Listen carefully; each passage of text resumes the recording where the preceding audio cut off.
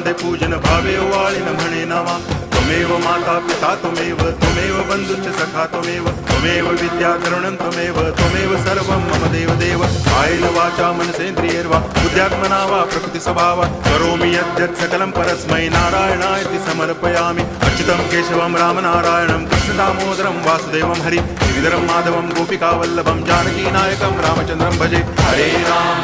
Ram Ram